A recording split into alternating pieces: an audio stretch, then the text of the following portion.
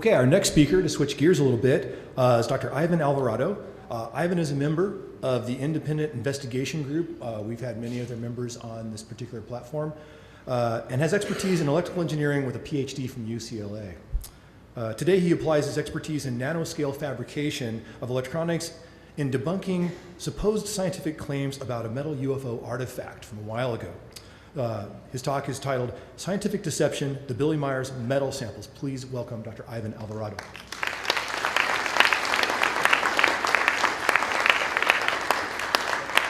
Thank you, everybody. I hope you can hear me. I don't know if it's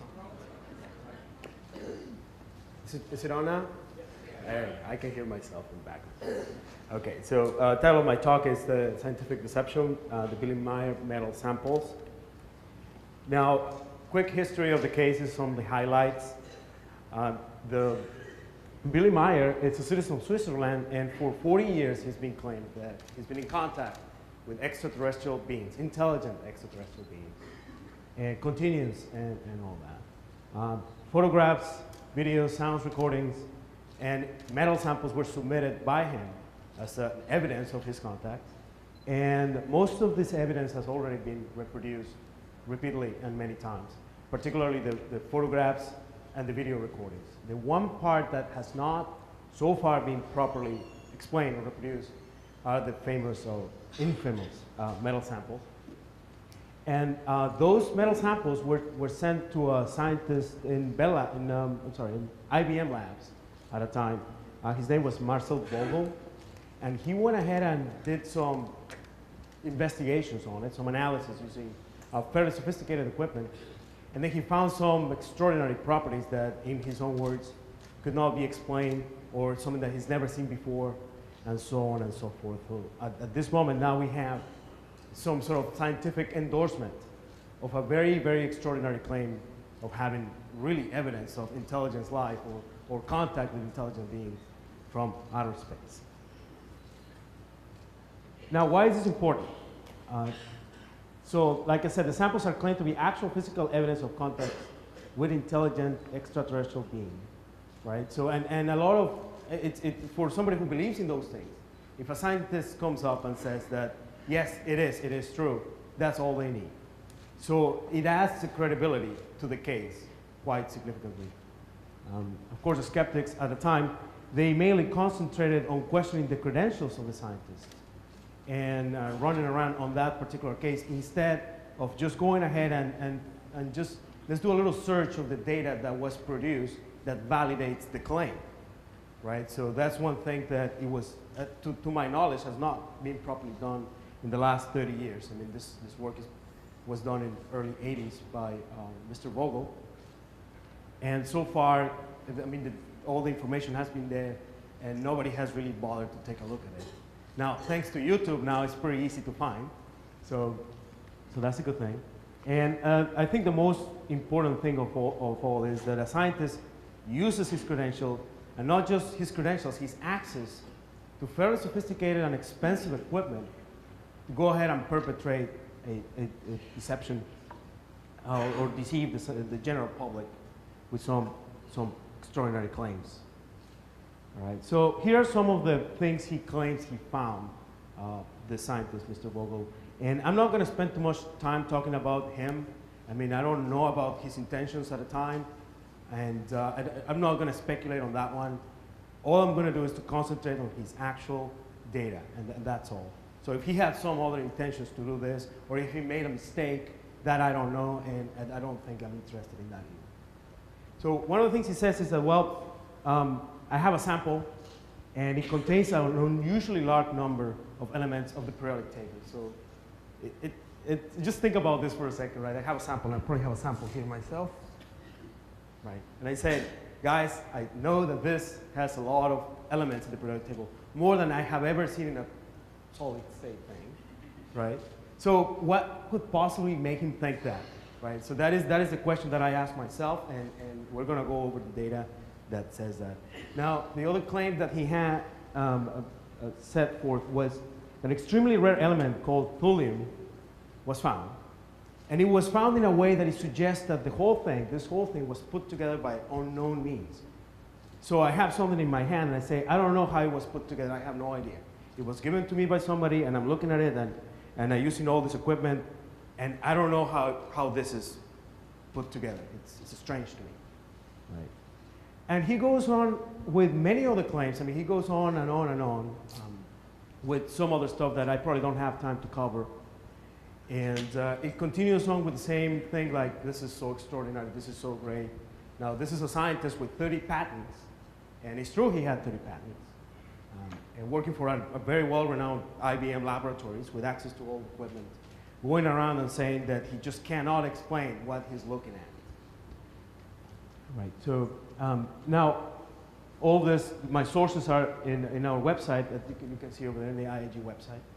And we ourselves in the IAG had some time investigating Billy Meier.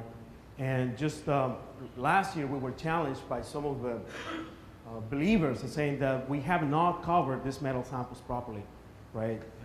Forget about all the photographs and sound recordings; those are fine. You got us on that one, but not the metal samples. You guys can't figure that one out, right? So, well, this is the answer to that particular complaint. All right, so let's talk a little bit about physics here, right? So the claim is that the alloy sample contains an unusually large number of elements of the periodic table, and he shows this graph over there that you can see on your screen on the left side. Now, what is this? This is an EDS spectrum, and now EDS, as is explained down there, is a technique used in scanning electron microscopy to determine elemental composition of a sample.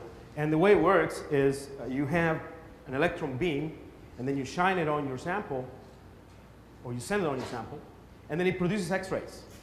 And then you analyze the spectrum of those X-rays, and that way you can tell what elements you have in your particular sample, right? Now, so he shows this plot. Now, this plot, as you can see, is looks like a bell curve right there.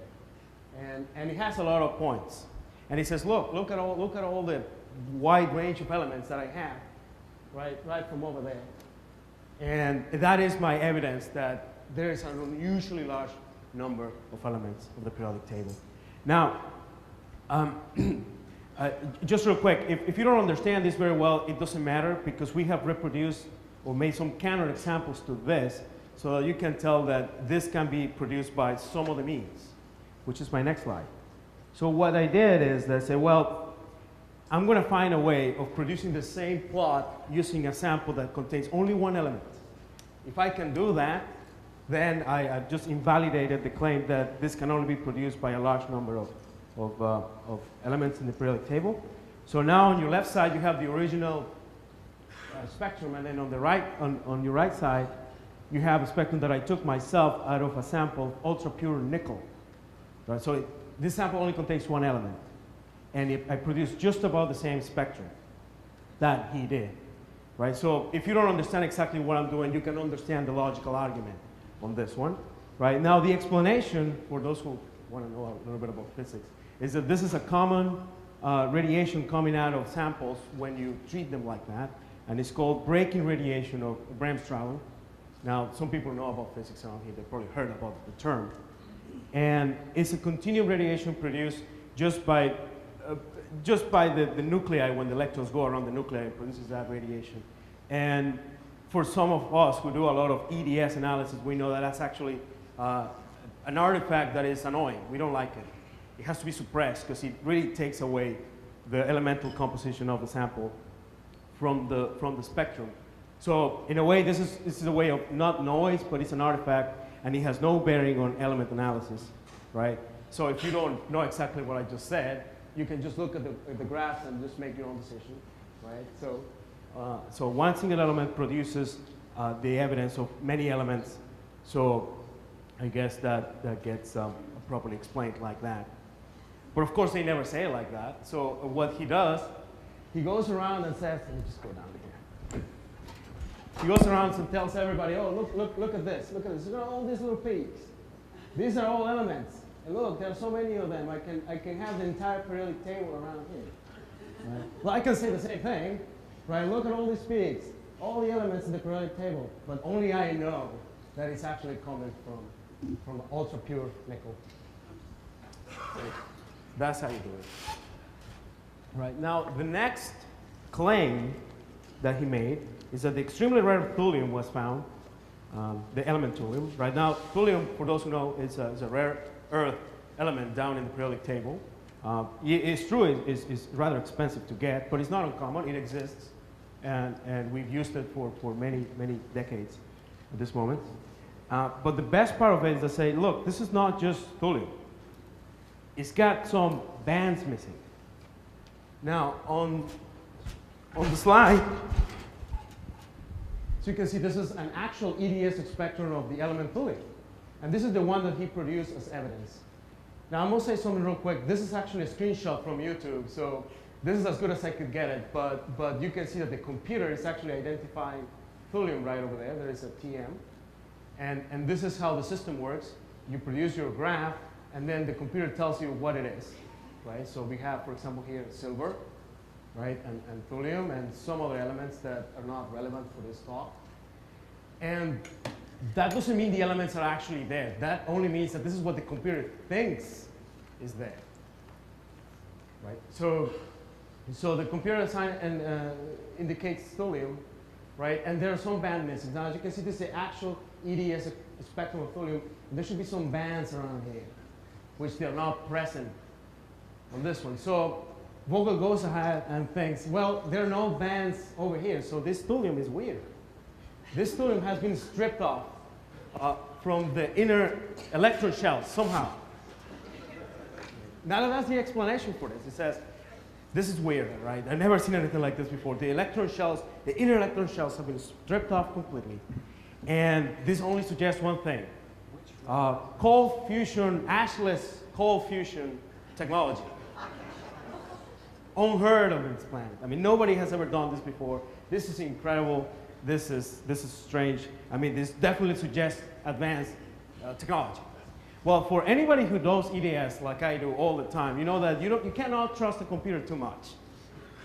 That's just the way it is. So I went ahead and looked at, well, what is this line coming from? So I look in the periodic table and say, well, there may be a different element you're looking at here. So here we go.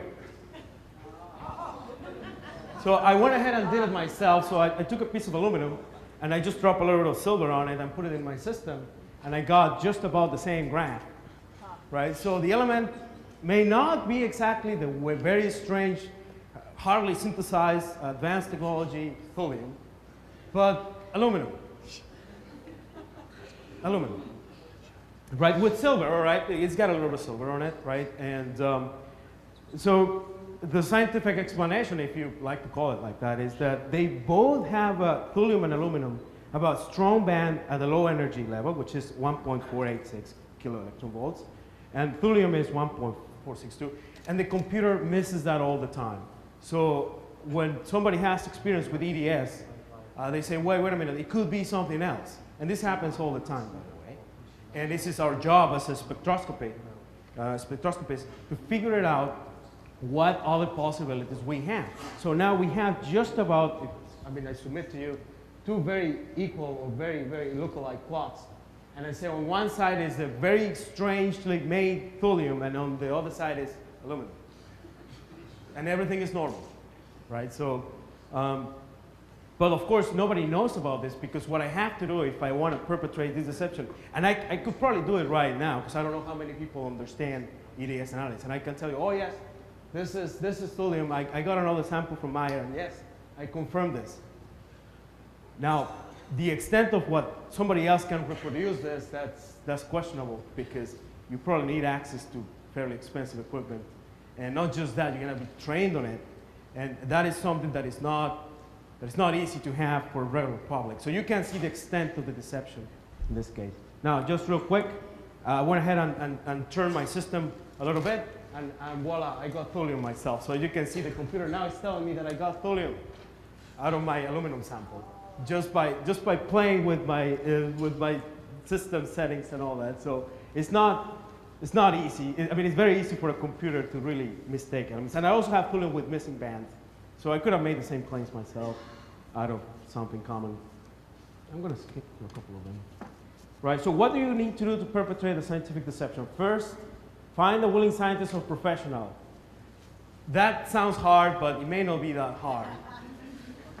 Right? Now, the one thing that is hard is that that professional must have access to sophisticated scientific equipment. So that may not be an easy one. And just make the scientists communicate what I call ignorant amazement, which is, I've never seen anything like this before, cannot put together myself, impossible to make with today's technology, etc.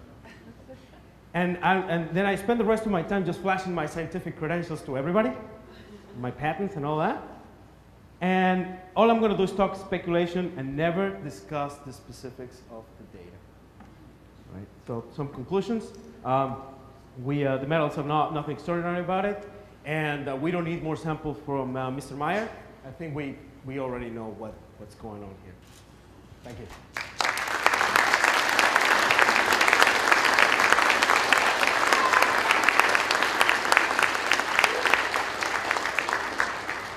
So we have time for a question or two. It just seems like maybe the ghost hunters could take a lesson from how to use and calibrate your equipment is kind of an important aspect of science, right? That's right. You calibrate it on your own favor so that it shows what you want. So we do that all the time in science. Any questions about X-ray fluorescence analysis? Okay, well, thank you.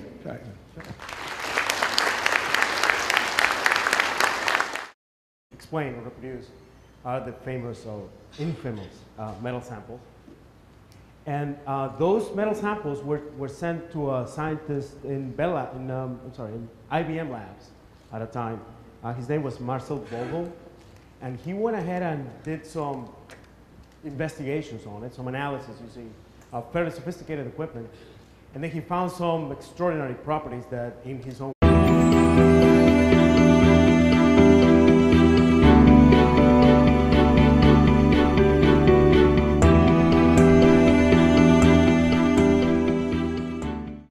Okay, our next speaker, to switch gears a little bit, is Dr. Ivan Alvarado. Ivan is a member of the independent investigation group. We've had many other members on this particular platform, and has expertise in electrical engineering with a PhD from UCLA. Today he applies his expertise in nanoscale fabrication of electronics in debunking supposed scientific claims about a metal UFO artifact from a while ago. His talk is titled Scientific Deception, the Billy Meier's Metal Samples. Please welcome Dr. Ivan Alvarado.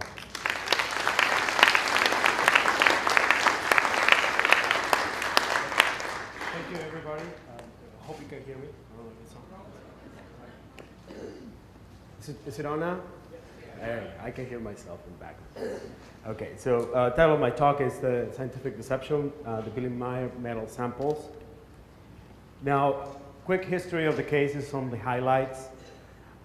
The Billy Meier is a citizen of Switzerland, and for 40 years he's been claimed that he's been in contact with extraterrestrial beings, intelligent extraterrestrial beings, and continues and all that.